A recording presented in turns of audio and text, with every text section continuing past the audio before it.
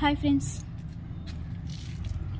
సన్నజాజులు అలాగే విరజాజులు ఫ్రెండ్స్, ఇవి 2 రైస్ బ్యాగ్స్లో వేసాను అనమాట. సో ఇవైతే తీగజాతి మొక్కలు కదా, నాకు టెర్రస్పై పాదులు వేసి పాకించేంతగా అవకాశం లేదు. సో స్టార్టింగ్లో అయితే ఇవి చూసారా, ఇలాగా అన్నీ కూడా ఇలా తీగల్లా పాకుంటూ వెళ్ళిపోయేవి.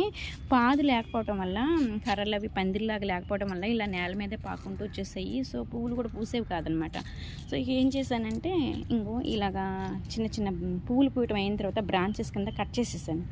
కట్ చేసేయడం వల్ల చక్కగా మళ్ళీ ఇలా ఒక ట్రీ లాగా గుబురుగా ఎదిగి మళ్ళీ ఈ విధంగా బ్రాంచెస్ వచ్చి మొగ్గలు వస్తున్నాయి అనమాట. చాలా బాగా వస్తున్నాయి ఫ్రెండ్స్. తీగ అయితే మనకి అందటం, కొయ్యటం, చేయటం చాలా ఇబ్బంది అవుతుంది. సో ఈ విధంగా అయితే మనకి చాలా ఈజీగా ఉంది. నాకు చూడండి, ఒక ట్రీకి పూసినట్టు పూసాయి అనమాట బ్రాంచెస్ కట్ చేసేయడం వల్ల.